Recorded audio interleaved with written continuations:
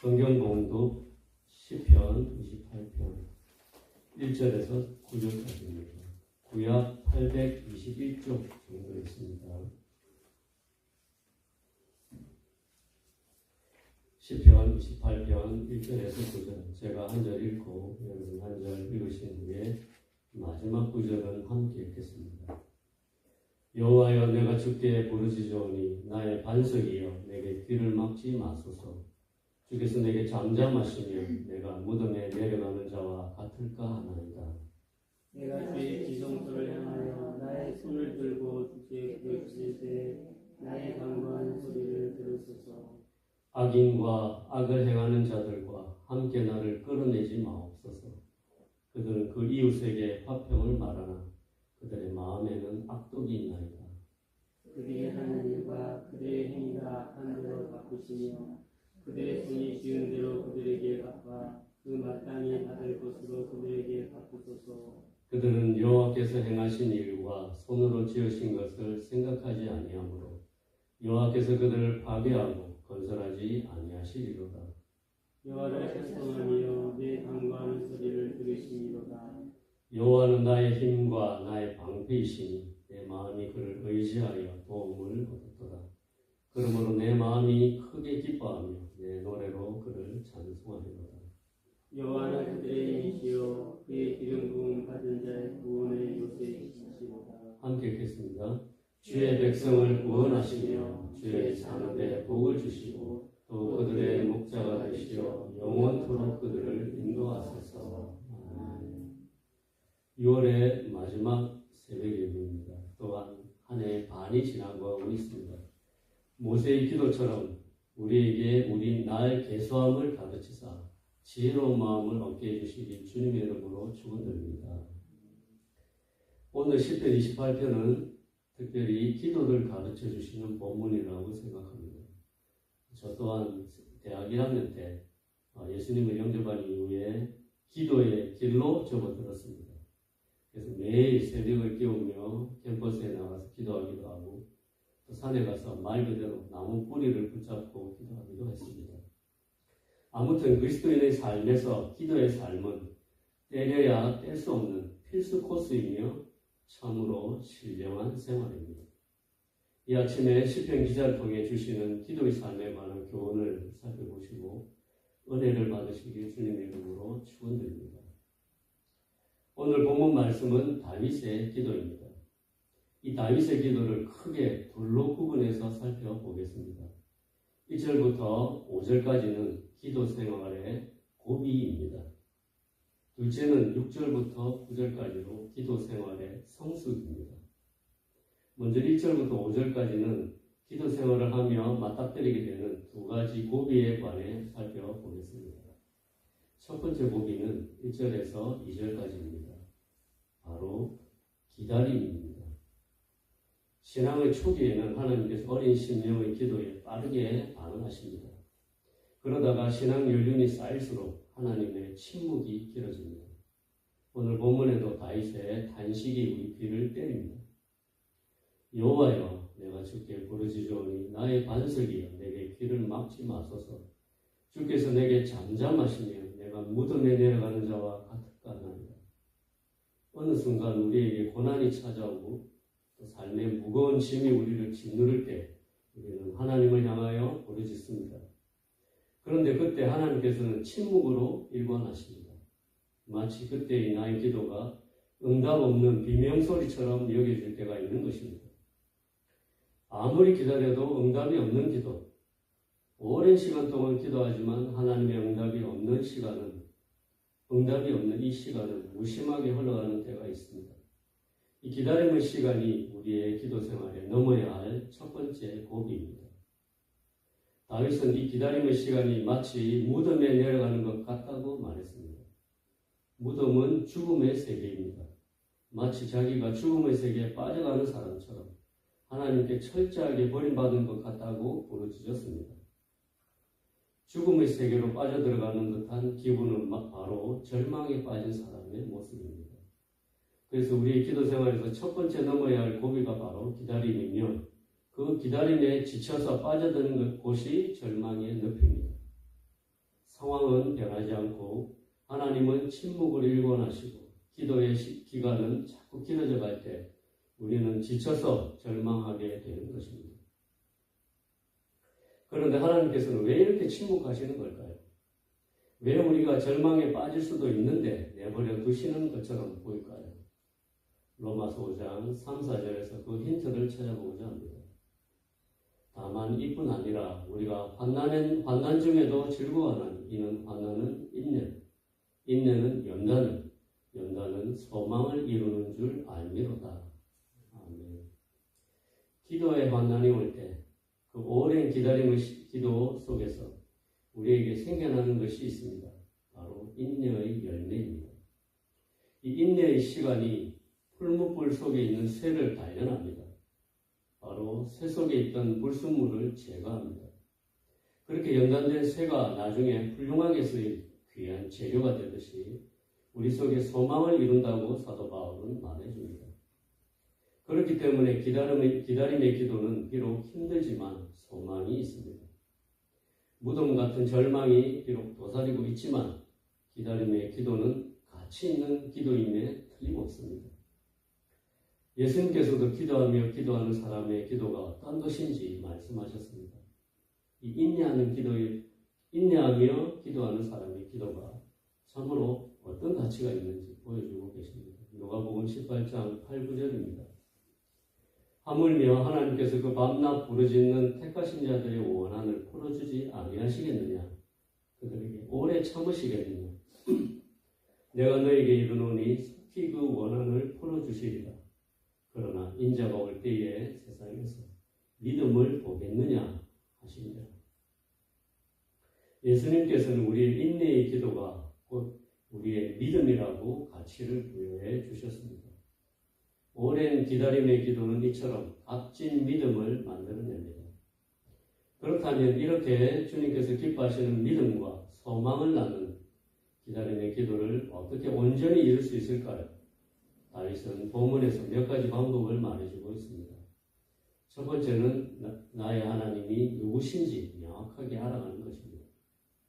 1절을 보시면 다윗은 하나님을 나의 반석이라고 표현했습니다. 이 반석이라는 말은 변하지 않는 하나님이라는 뜻입니다.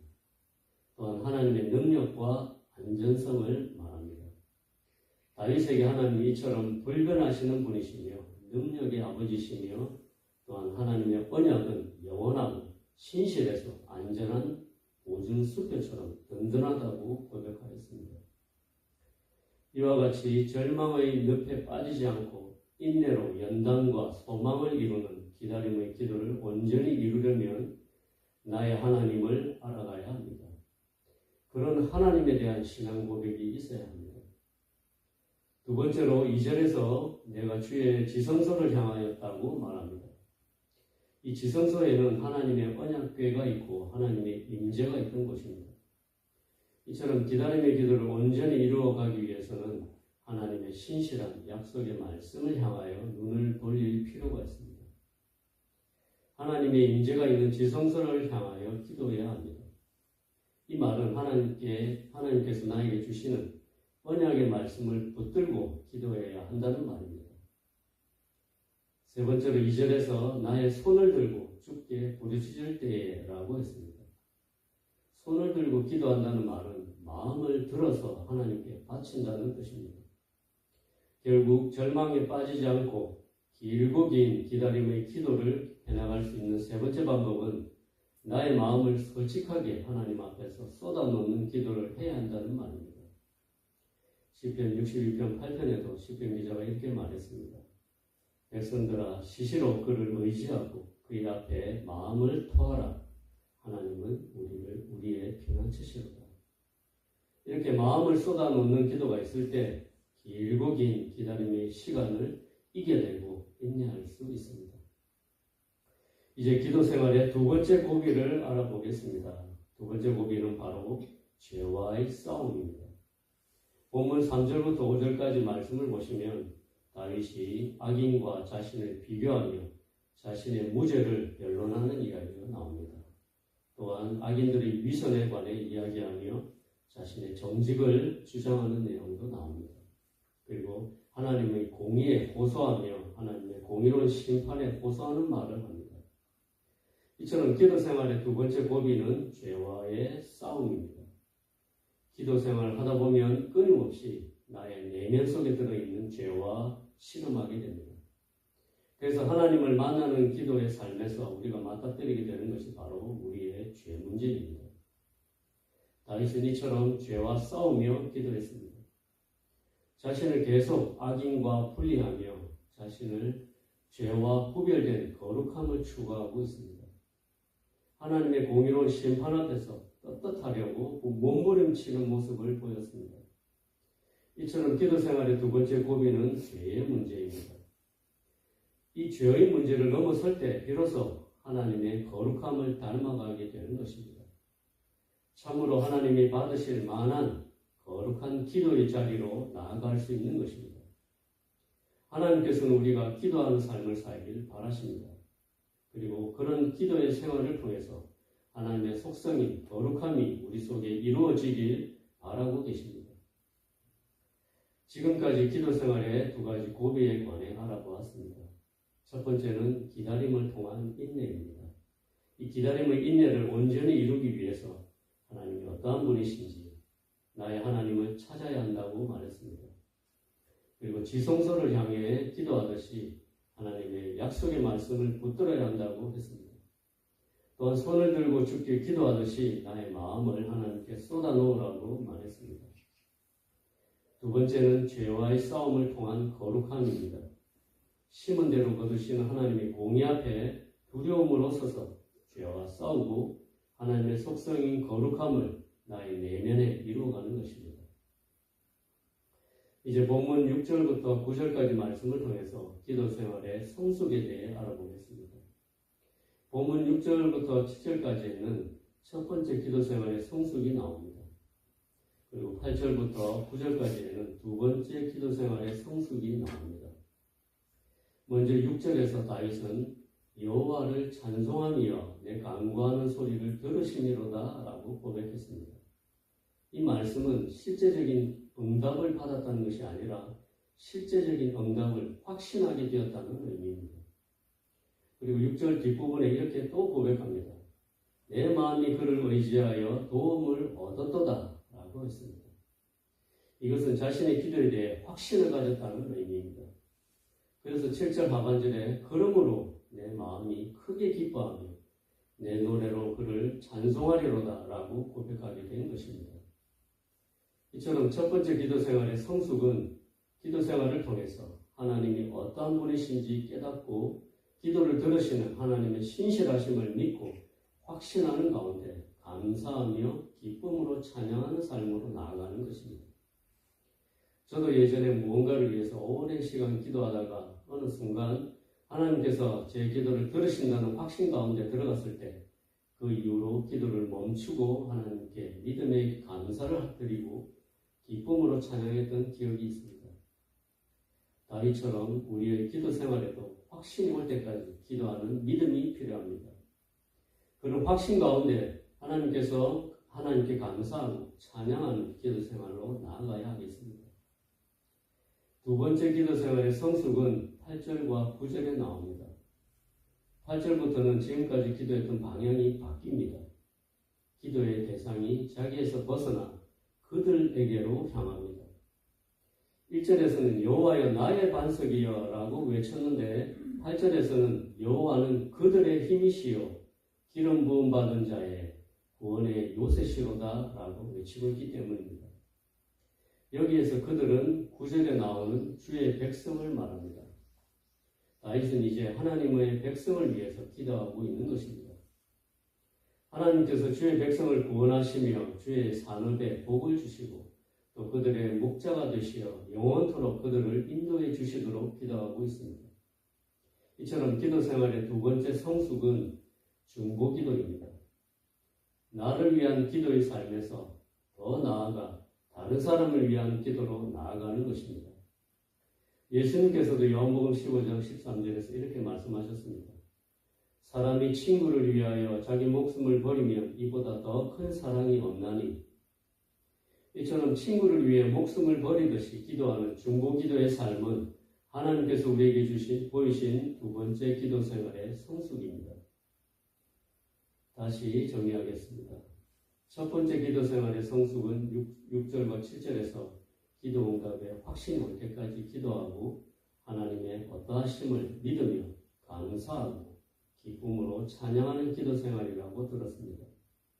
그리고 두 번째 기도 생활의 성숙은 친구를 위한 중보의 기도 생활입니다. 이 아침에 다윗의 기도를 통해서 기도 생활에 고비가 두 가지 있다고 들었습니다. 하나님의 침묵 속에 오랜 시간 기도하는 기다림의 기도는 참으로 기도 생활에 있어서 고비가 아닐 수 없습니다. 하나님께서는 이런 기도의 생활을 통해서 우리 속에 인내가 자라길 바라십니다. 또한 내 속에 죄와 싸우는 기도 생활도 힘든 씨름이 아닐 수 없습니다. 하나님께서는 우리의 기도 생활을 통해서 우리 속에 거룩함이 생겨나길 바라십니다. 또한 하나님께서는 우리가 여기서 멈추지 않고 우리의 기도가 성숙함으로 나아가길 바라십니다. 기도의 확신 가운데 하나님께 감사하고 찬양하는 기도의 삶으로 나아가길 바라십니다. 그리고 나를 넘어서 남을 위한 중보 기도의 삶으로 나아가길 바라십니다.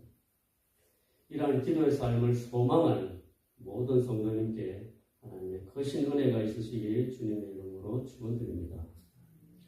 함께 기도하시겠습니다. 하나님 아버지, 우리의 기도의 삶을 이 아침에 돌아봅니다. 기다림을 통한 인내를 온전히 이루지 못하고 쉽게 절망하여 기도의 자리를 박차고 뛰쳐나갔던 연약한 저희를 불쌍히 여겨 주시옵소서. 믿음 없는 이 세대처럼 믿음이 연약한 저희를 용서하여 주시기를 원합니다. 죄와 싸우되 피 흘리기까지 싸우지 못하고 죄와 타협하며 기도의 힘을 잃어갔던 저희의 연약함도 불쌍히 여겨 주시옵소서. 하나님 아버지, 우리의 기도가 믿음 있는 기도가 되게 하여 주시옵소서. 인내할 줄 아는 믿음을 갖게 하여 주시기를 원합니다. 또한 하나님의 거룩하심을 닮아가는 기도가 되게 하여 주시옵소서. 기도 속에 하나님으로 인하여 감사와 찬양이 넘쳐나는 기도의 삶을 살아가기를 또한 소원합니다. 그리고 연약한 지체를 위해서 수고하고 섬기는 기도의 삶을 살아갈 수 있도록 도와주시옵소서. 예수님의 귀하신 이름으로 기도드렸습니다. 아멘.